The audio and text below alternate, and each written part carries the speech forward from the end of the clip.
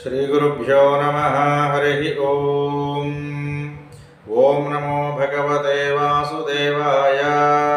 नीलातुङ्गस्तनगिरितटी सुप्तमुद्बोध्य कृष्णं पाराढ्यं स्वं श्रुतिशतशिरःसिद्धमध्यापयन्ती स्वोच्छिष्टायां स्रजिनिगलितं या बलात्कृत्य भुङ्क्तैः गोदा तस्यै नम इदमिदं भूय एवास्तु भूयः। శ్రీ గోదాదేవి పాదపద్మములకు నమస్కరిస్తూ గోదా రంగనాథుల యొక్క వైభవాన్ని తెలియజెప్పేటువంటి ధనుర్మాస వ్రతానికి స్వాగతాంజలి సమర్పిస్తూ ఈ వాసుదేవార్చనం యూట్యూబ్ ఛానల్ని వీక్షిస్తూ ఇందులో విశేషాలు తెలుసుకుంటూ ఉన్నటువంటి అందరికీ ఒక విన్నపం అండి. మనం ప్రతిరోజు తెలుసుకుంటూ ఉన్నటువంటి శ్రీ భారతీ సూక్తి విశేషాలు కాస్త ఈ ధనుర్మాసం అయ్యేంత వరకు కూడా నిలుపుదల చేసి ఈ ధనుర్మాసంలో ప్రతిరోజు చేయవలసినటువంటి పాసుర పఠనము అందరి విశేషాలు లఘువుగా తెలియచెప్పాలి అనేటువంటి ఒక తృష్ణ చేత నేను ఈరోజు నుండి ఈ ధనుర్మాసంలో ప్రతిరోజు చెప్పేటువంటి పాసురము అందరి విశేషం ఏమిటి అన్న విషయాన్ని గురించి మీ అందరికీ తెలియచెప్తాను. ప్రతి వాళ్ళు కూడా తెల్లవారుజాముననే బ్రాహ్మీ ముహూర్తంలో నిద్రలేచి నిన్న మనం చెప్పుకుంటున్నగా పరమాత్మ యొక్క ఆరాధన చేయడం, శ్రీ మహావిష్ణువు యొక్క ప్రార్థన చేయడం, విష్ణు సహస్రనామ స్తోత్ర పఠనం చేసుకోవడం, లక్ష్మీ అష్టోత్తర శతనామ స్తోత్రాన్ని పఠించడం, ఇట్లాంటి మంగళకరములైనటువంటి కార్యక్రమాల్ని ఆచరించడంతో పాటు ధనుర్మాసం నెల రోజులు కూడా వైష్ణవ క్షేత్రములలో జరిగేటువంటి ఈ శ్రీవ్రతము అని పిలువబడే ధనుర్మాస వ్రతాన్ని ఆచరించుకోవడం. ఇళ్లలో కూడా చేసుకోదగినటువంటి వాళ్ళు, చేయగలిగినటువంటి వాళ్ళందరూ చేసుకోవచ్చు, ఇదేం తప్పు కాదు. ఇళ్లలో చేసుకోలేనటువంటి వాళ్ళందరూ దగ్గరలో ఉన్నటువంటి శ్రీ వైష్ణవ క్షేత్రానికి వెళ్ళి అక్కడ జరిగేటువంటి ధనుర్మాస వ్రతాల్లో పాల్గొనడం, తిరుప్పావై పాసురములను పఠించడం, అందులో ఉన్న విశేషాలు తెలుసుకోవడం, లేదా కనీసం ఈ తిరుప్పావై అయిపోయిన తర్వాత స్వామికి సమర్పించేటువంటి ఆ మహా నీరాజనం యొక్క తత్వాన్ని తెలుసుకుని ఆ నీరాజనాన్ని అందుకోవడం, కర్పూర హారతిని అందుకుని దానిని కనులకు అద్దుకోవడం ద్వారా శారీరకమైనటువంటి అనేక రుగ్మతలు మన నుండి దూరం అవుతాయి. అట్లాగే స్వామికి నివేదించబడినటువంటి అన్నం, ఈ అన్నంలో అల్లం ముక్కలు, అట్లాగే మిరియములు, అట్లాగే పెసరపప్పు, దానితో పాటుగా వేయబడినటువంటి జీలకర్ర, నెయ్యి, వీటితో నిండినటువంటి ప్రసాదం, వీటితో ఉడకబెట్టబడినటువంటి ప్రసాదం. దీన్నే కట్టె పొంగలని, వేణు పొంగలని, చాలామంది పప్పు పొంగలి అని పిలుస్తూ ఉంటారు.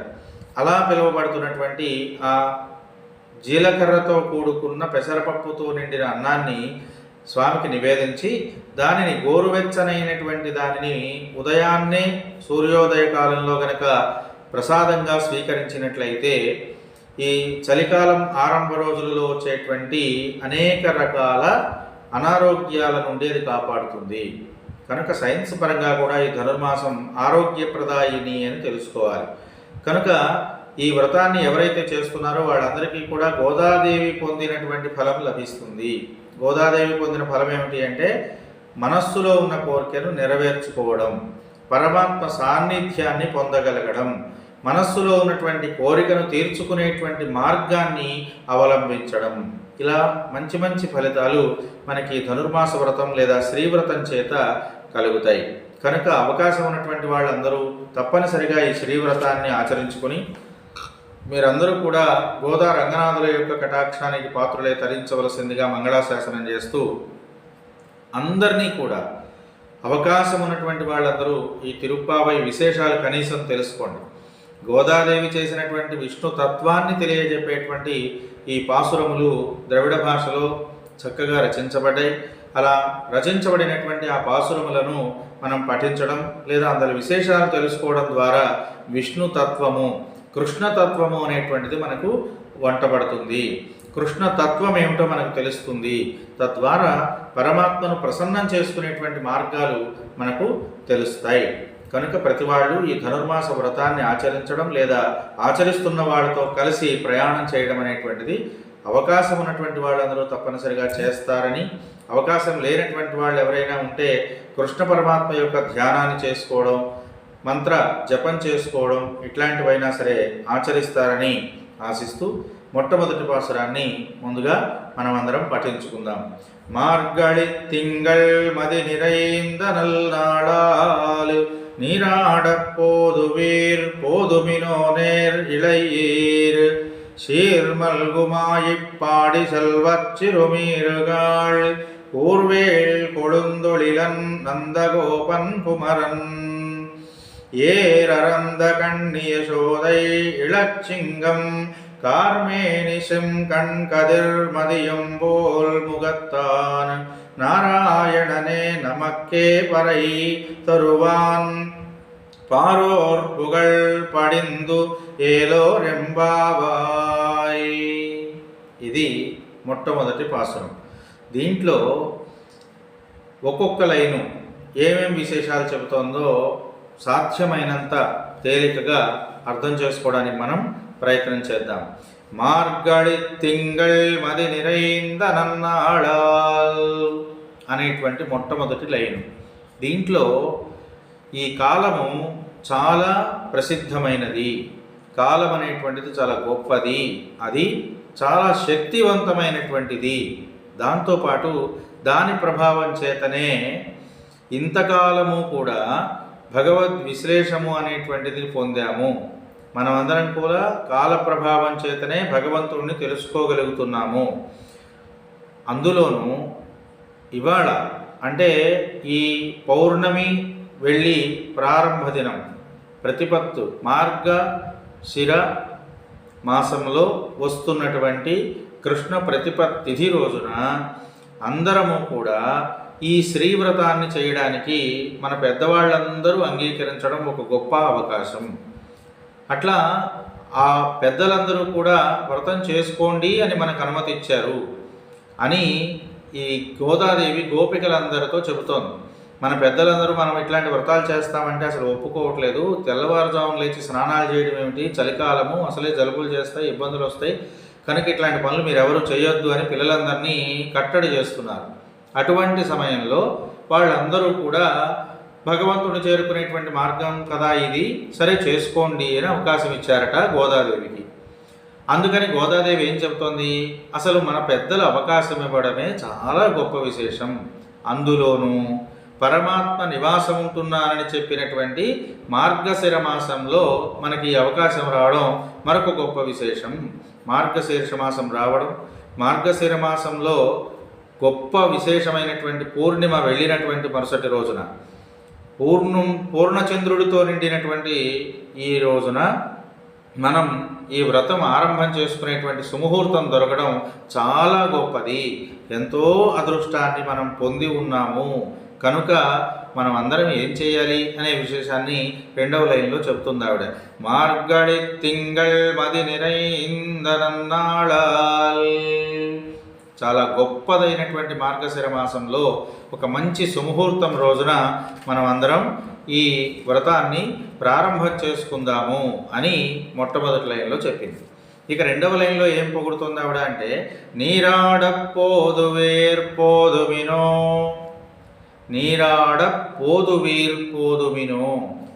ఈ లైన్లో ఉన్నటువంటి విశేషం ఏమిటంటే, నీరాడపోదుం స్నానం చేయడానికి వెళ్ళాలి అనేటువంటి కోరిక కలిగినటువంటి వాళ్ళు, పోదుమినో ఇలాంటి కోరిక కలిగినటువంటి వాళ్ళందరూ రండి, రాగలరు అంటుంది.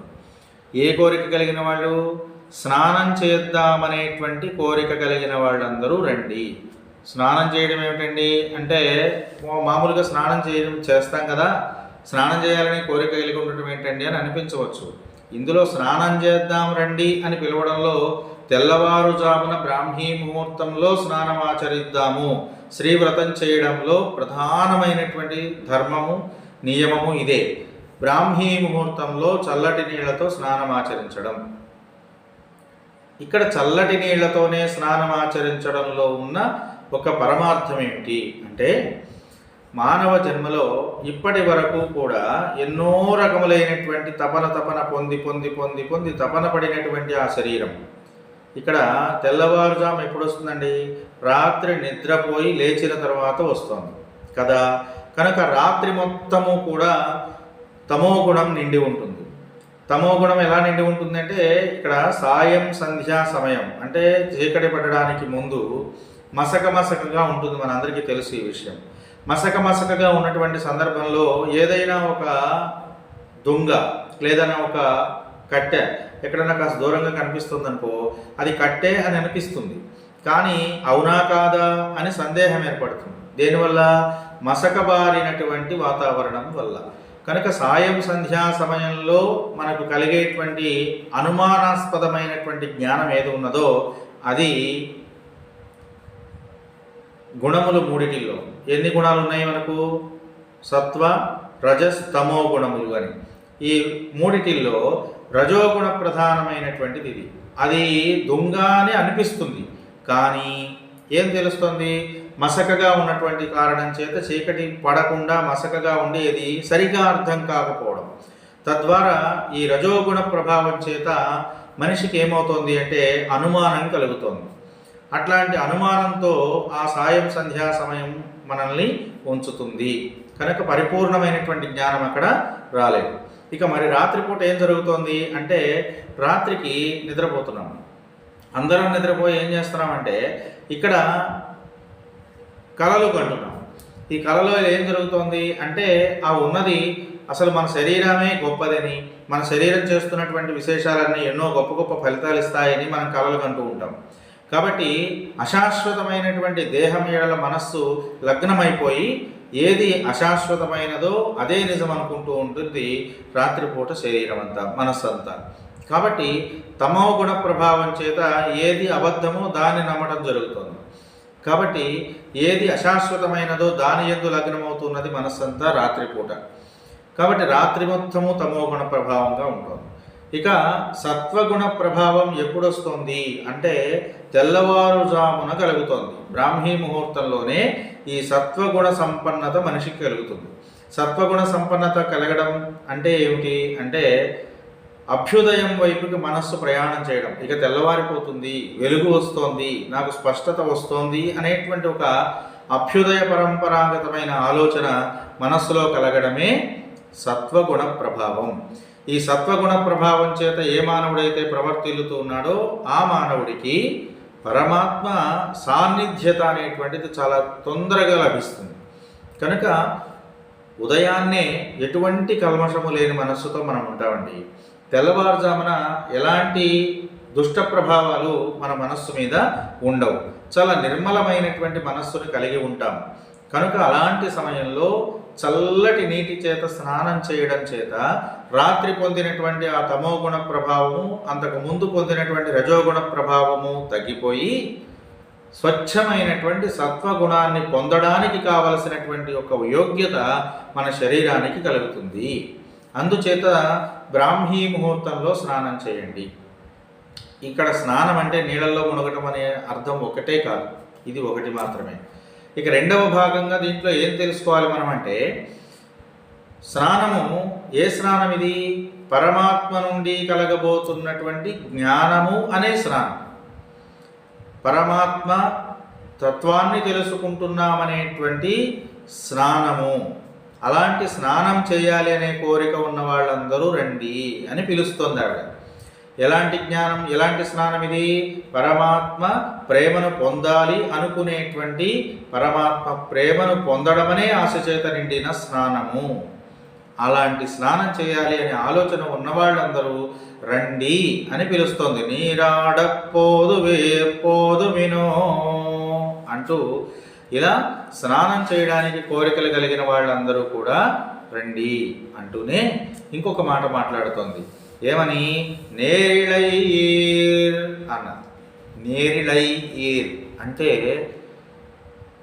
క్రొత్త ఆభరణాలు ధరించినటువంటి వాళ్ళులారా అని. అంటే నూతనమైనటువంటి ఆభరణములను ధరించిన వారుగా మీరందరూ రండి అని పిలుస్తోంది. నూతనమైన ఆభరణాలు ఎప్పుడు ధరించారండి? అసలు స్నానం చేయడానికి కదా ఇప్పుడు పిలుస్తుంది, ఆభరణాలు ధరించారంటుంది ఏంటి అని అనుకోవచ్చు. ఇందులో ఉన్న విశేషం ఏమిటంటే, ఏం ఆభరణాన్ని ధరించారట వీళ్ళు? పరమాత్మను తెలుసుకోవాలనేటువంటి ఉత్సుకత మనస్సులోకి ఎప్పుడైతే వచ్చిందో అది వాళ్ళ ముఖానికి ఒక తేజస్సుని తెచ్చిపెట్టిందట. అలా ఆనంద పరవశత్వాన్ని పొందగలిగేటువంటి ఆభరణాన్ని ధరించినటువంటి మీరు రండి అని ఆవిడ పిలుస్తోంది. నేరిళయ్యేర్ అని నూతన ఆభరణమును ధరించి మీరందరూ కూడా రండి అంటూ తరువాత లైన్లో ఏం చెప్పబడుతున్నారంటే, సీర్మల్గుమా ఇప్పాడి చెల్వచ్చిరుమీరుగాళ్ అంటుంది. ఇందులో సీర్మల్గుమా ఇప్పాడి అంటే సంపదలు బాగా నిండి ఉన్నటువంటి, సంపదల చేత నిండి ఉన్నటువంటి వ్రేపల్లెలో ఉన్నటువంటి ఐశ్వర్యవంతులైన ఆడపడుచులారా అంటోంది. చిరుమీరుగాళ్ అంటే ఆడపడుచులు అని అర్థం. స్త్రీలందరూ కూడా లేచిరండి. ఎలాంటి స్త్రీలు వీళ్ళు? ఈ వ్రేపల్లెలో బాగా సంపదల చేత తొదుతూగుతూ ఉన్నటువంటి ఆడపడుచులారా మీరందరూ కూడా లేచిరండు అని పిలుస్తోంది. ఏమి సంపదలుండి అని అంటే, కృష్ణ పరమాత్మ యందు లగ్నమైనటువంటి మనోసంపద, కృష్ణ పరమాత్మ చేత ఆదరించబడినటువంటి సంపద, కృష్ణ పరమాత్మ యందే లగ్నము కాబడినటువంటి మనస్సు అనేటువంటి సంపద, బుద్ధి అనేటువంటి సంపద, పరమాత్మ సేవ చేసుకోవాలనేటువంటి తాత్పర్యం చేత ఏర్పడిన సంపద, ఇన్ని రకములైనటువంటి సంపదలు ఆ వ్రేపల్లెలో ఉన్నటువంటి స్త్రీలందరికీ ఉన్నాయట. అందుచేత వ్రేపల్లెలో సంపదల చేత నిండి ఉన్నటువంటి ఆ వ్రేపల్లెలో ఉన్న ఆడపడుచులారా మీరందరూ కూడా రండి అని పిలుస్తోంది. అంతేకాదు ఇంకొక సంపద, వ్రేపల్లెలో ఉన్న సంపద అంటుంది కదా. వ్రేపల్లెలో ఉన్న సంపద అంటే ఏమిటి అంటే, అక్కడ ఉన్నటువంటి వాళ్ళందరూ గోపాలకులు, గోవులను కాసేవాళ్ళు. వాళ్ళ సంపదలేవి? గోవులు. కృష్ణ పరమాత్మకి ఇష్టమైనవేవి? గోవులు. కనుక కృష్ణ పరమాత్మకు ఇష్టమైనటువంటి గోవులనేటువంటి సంపదలను నిండి ఉన్నది కనుక వ్రేపల్లె ఐశ్వర్య సమృద్ధితో ఉన్నది అని చెప్పబడుతోంది. కనుక అలాంటి వ్రేపల్లెలో నిండి ఉన్న స్త్రీలందరినీ కూడా ఈవిడ పిలుస్తోంది. ఇంకా ఏమని పిలుస్తుంది? நீராடப்போதுவே போதுமினோனேர் இளையீர் சீர்மல்குமாயிப்பாடி செல்வச் சிறுமீருகாள் పూర్వేర్ కొడుందొళిలన్ నందగోపన్ కుమరన్ అని మరలా ఇంకొక మాట చెబుతోంది. వాడి అయినటువంటి వేలాయుధమును ధరించి, పూర్వేల్ కొడుందొళిలన్ అంటే వేల్ కొళిందన్, వేల అనేటువంటి ఆయుధాన్ని ధరించి. వేల అంటే ఇప్పుడు మనం మామూలుగా మనం చెప్పుకోవాలి అంటే దీన్ని ఏమంటామంటే అలుగు అని పిలుస్తామండి. ఒక చివర చిన్న ముక్కు ఉంటుంది, చాలా పొడవైనటువంటి కర్రకు అది ఉంటుంది. దీన్ని అలుగు అని పిలుస్తారు. అలాంటి అలుగు అనేటువంటి ఒక ఆయుధాన్ని ధరించి కృష్ణుడికి ఆపద కలుగుతుందేమో అని వేచి ఉండి అపచారం చేస్తుండేటువంటి వాళ్ళ మీద భయంకరమైనటువంటి శక్తిని చూపించగలిగే నందగోపుని యొక్క కుమారుడు వేచి ఉన్నాడు, ఆయన కోసం మీరందరూ రండి అని పిలుస్తుంది. మనందరినీ కూడా వేల్ అనేటువంటి ఒక ఆయుధాన్ని ధరించి కాపాడాలి అనేటువంటి తత్వం కలిగిన కృష్ణ పరమాత్మ అక్కడ ఉన్నాడు. ఆయన దగ్గరికి మనం అందరం కూడా వెళ్ళడం కోసం లేచిరండి అని పిలుస్తుంది. పూర్వేల్ కొళందొళిలిన్ నందగోపన్ కుమరన్, నందగోపుడి కుమారుడైనటువంటి ఆ కృష్ణ భగవానుడు ఆయుధాన్ని ధరించి మనలందరినీ రక్షించడం కోసం ఉన్నాడు. ఆయన దగ్గరికి వెళ్ళడానికి మీరందరూ రండి అని పిలుస్తోంది. ఏరారందగణ్య శోదై ఇళం సింగం అని ఇంకొక విశేషాన్ని చెప్తున్నారు ఇక్కడ.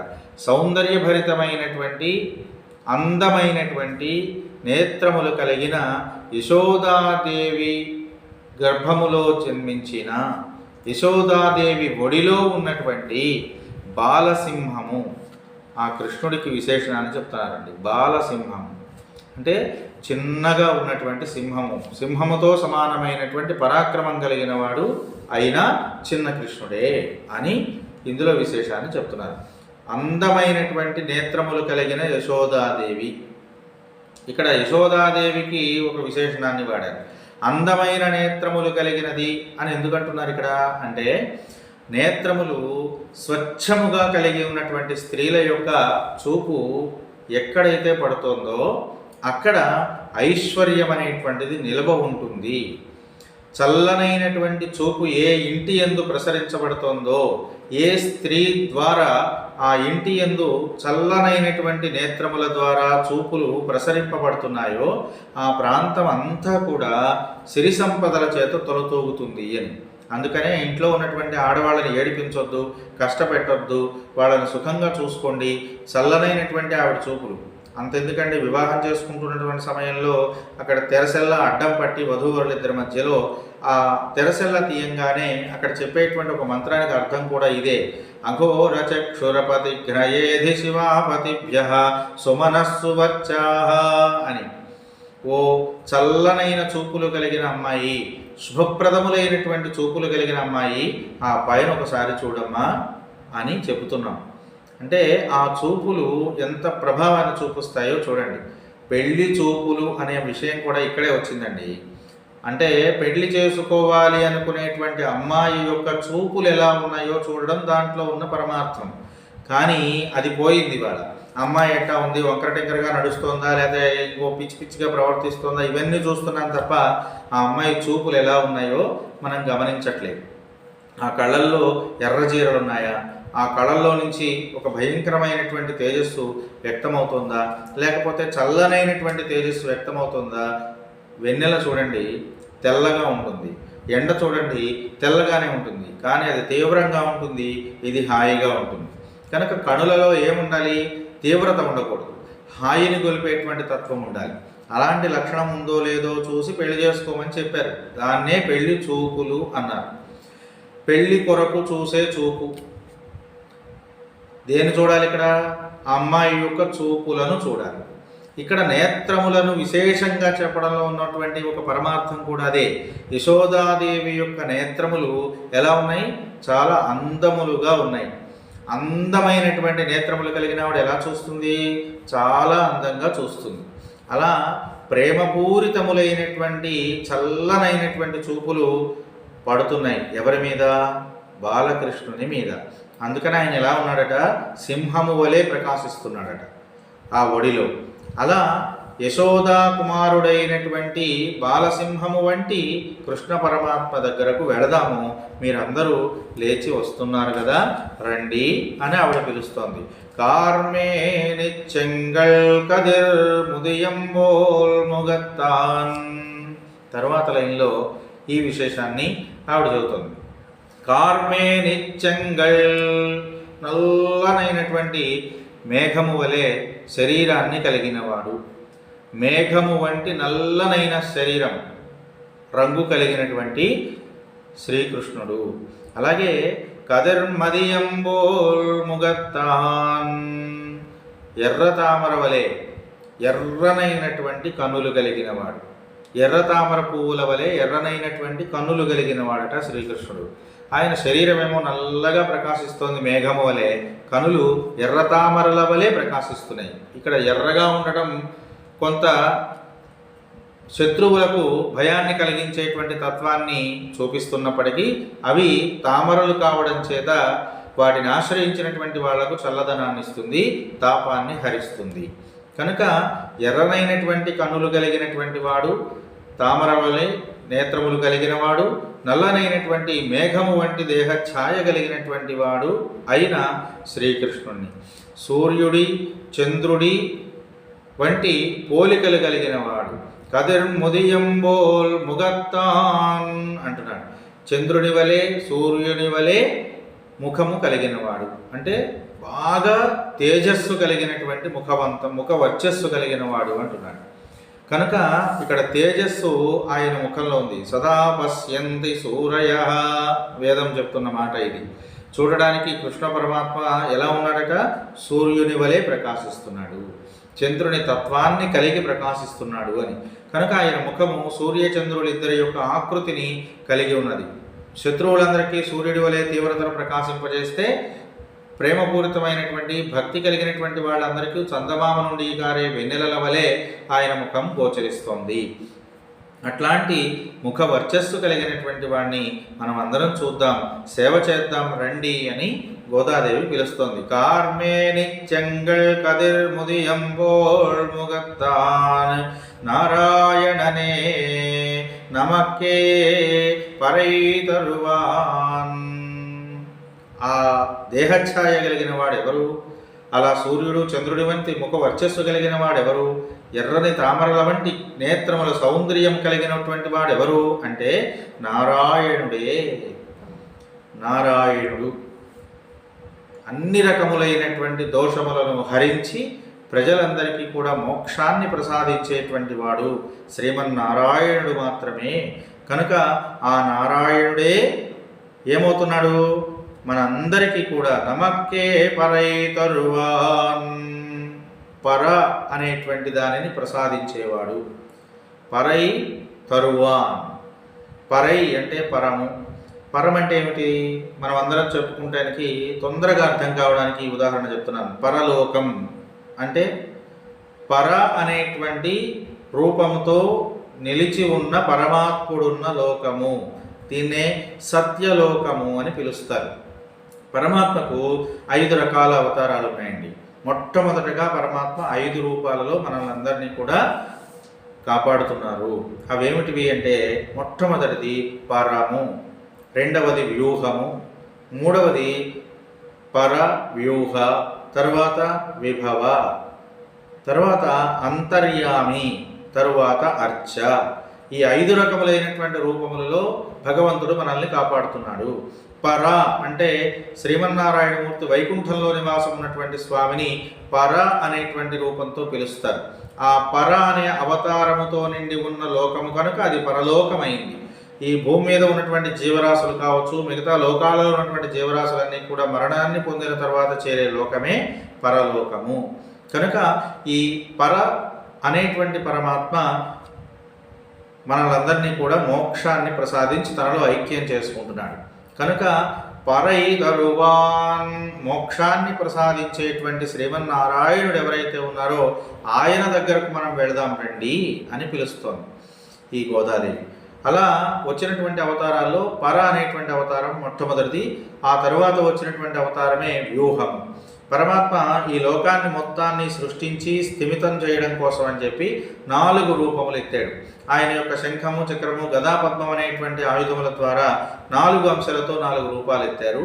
అవే వాసుదేవ, సంకర్షణ, ప్రద్యుమ్న, అనిరుద్ధములైనటువంటివి 4. ఈ 4 వ్యూహ రూపములు అని పిలువబడుతున్నాయి. ఈ 4 వ్యూహ రూపములే మనల్ని కూడా స్థిమితపరుస్తాయి. ఇక తరువాత వచ్చినటువంటి అవతారములే విభవ అవతారములు. ఏదైనా ఒక వైభవము కోసం ఎత్తినటువంటి అవతారాలు ఇవి. ఏదైనా ఒక కార్యాన్ని జయించడం కోసం, ఏదైనా ఒక కార్యాన్ని తన యొక్క తత్వాన్ని వెల్లడి చేసేలాగా చేయడం కోసం పరమాత్మ ఎత్తినటువంటి అవతారాలే విభవ అవతారములు. వీటినే దశావతారములని మనం పిలుస్తున్నాం. మత్స్య, కూర్మ, వరాహ, నారసింహ, వామన, రామ, రాఘవ, బలరామ, కృష్ణ, కల్కి అనేటువంటి ఈ 10 రకాలైనటువంటి అవతారాలే విభవ అవతారములు. ఇవన్నీ ఒక్కొక్క అవతారం ఒక్కొక్క పని కోసం అని చెప్పి వచ్చింది. అలా వచ్చినటువంటి అవతారాలు విభవ అవతారాలు. ఇక తర్వాతది అంతర్యామి. ప్రతి జీవరాశిలోనూ అంతర్లీనంగా ఉన్నటువంటి అవతారమే అంతర్యామి స్వరూపం. నాలో దేవుడున్నాడు, నీలో దేవుడున్నాడు, వృక్షాల్లో ఉన్నాడు, పశుపక్ష్యాదులలో ఉన్నాడు, ప్రపంచమంతా వ్యాపించి ఉన్నవాడు ఎవరు? విష్ణు అని, సర్వవ్యాపకుడు అని అర్థం. కనుక ఈ సర్వము వ్యాపించి ఉన్నటువంటి ఆ విష్ణు తత్వాన్ని ప్రసాదించేటువంటి తత్వమే అంతర్యామి రూపం. ఇక తర్వాతది అర్చ. ఈ అంతర్యామిగా ఉన్నటువంటి పరమాత్మను మనమందరం దర్శించలేం కనుక కలియుగంలో చర్మచక్షువులకు కనిపించే దానిని మాత్రమే విశ్వసించే తత్వం ఉంటుంది కనుక ఈ మనస్సులో కలిగిన భావానికి ఏ రూపమైతే ఎదురుగా కనిపిస్తుందో ఆ రూపంతో మనం ప్రార్థన చేస్తే మనల్ని కాపాడేవాడు అర్చ స్వరూపుడు. అర్చ అంటే మన దగ్గర ఉన్నది ప్రేమతో ఇచ్చి మనకు కావలసిన దాన్ని పొందడం, పొందింపచేసే తత్వాన్ని ఆరాధించడం, ఇది అర్చన. అర్చన అంటే మనం వచ్చినటువంటి వాడిని గౌరవించడం కోసం చేసేటువంటి ఉపచారాలు, మర్యాదలు అనేటువంటివి స్వామికి అర్పించి, స్వామి నీవు ప్రసాదించినటువంటి ఇవన్నీ కూడా నీకు మేము ఆరాధనగా సమర్పిస్తున్నామయ్యా, నీవు మమ్మల్ని జన్మింపజేసినందుకు సార్థక్యాన్ని ప్రసాదించు అని ప్రార్థన చేయడమే అర్చన. అలాంటి అర్చనను అందుకునేటువంటి అవతారమే అర్చావతారం. ఇలాంటి 5 రకాలైనటువంటి అవతారాలలో పర అనేటువంటిది మొట్టమొదటిది. ఇదే సత్యలోకములో ఉండేటువంటి శ్రీమన్నారాయణమూర్తి యొక్క అవతారము కనుక నారాయణనే నమక్కే పరైతరువాన్. పర అనేటువంటి మోక్షమును మనకు ప్రసాదించేటువంటి శ్రీమన్నారాయణుడే యశోద ఒడిలో ఉన్నటువంటి బాలసింహమైనటువంటి ఆ శ్రీకృష్ణ భగవానుడు. కనుక ఆయనను మనం ప్రార్థించడానికి వెళదాం రండి అని ఆ గోదాదేవి పిలుస్తోంది. అంతేకాకుండా పారోర్ పుగళప్పడిన్రు అంటోంది. ఇంకొక విషయం ఇందులో, పారోర్ పుగళప్పడిందు, చూసేటువంటి వాళ్ళందరూ కూడా పొగిడేలాగా ఈ స్నానవ్రతంలో ప్రవేశిద్దాం రండి అని పిలుస్తోంది. పారోర్ పుగళప్పడిండ్రు, చూసేటువంటి వాళ్ళందరూ కూడా మెచ్చుకోవాలి. మనం స్నానం చేస్తున్నాం, వ్రతం చేస్తున్నాం అంటే ఏదో స్నానాలు చేస్తున్నారు, ఎగురుతున్నారు, గంతులేస్తున్నారు అన్నట్లు కాదు. మనం చేస్తున్న ఈ వ్రతాన్ని చూస్తే బాగున్నది, చాలా బాగున్నది, బహుబాగున్నది అని అందరి చేత కీర్తిని పొందేలాగా మనం పరమాత్మ ప్రేమను పొందడం అనే స్నానాన్ని చేద్దాము రండి అని ఆ గోదాదేవి అందరినీ కూడా పిలుస్తూ ప్రార్థన చేద్దాము అని చెప్పి వాళ్ళందరినీ పరమాత్మ వైపుకి తిప్పుతూ ఉన్నది. ఏలో రెంబావై, కనుక మీరందరూ కూడా దీని యందు నిమగ్నులవుదురు, తప్పనిసరిగా లేచి రండి, కలిసి ఉందాము రండి, శ్రీవ్రతాన్ని ఆచరిద్దాము రండి అని పిలుస్తోంది.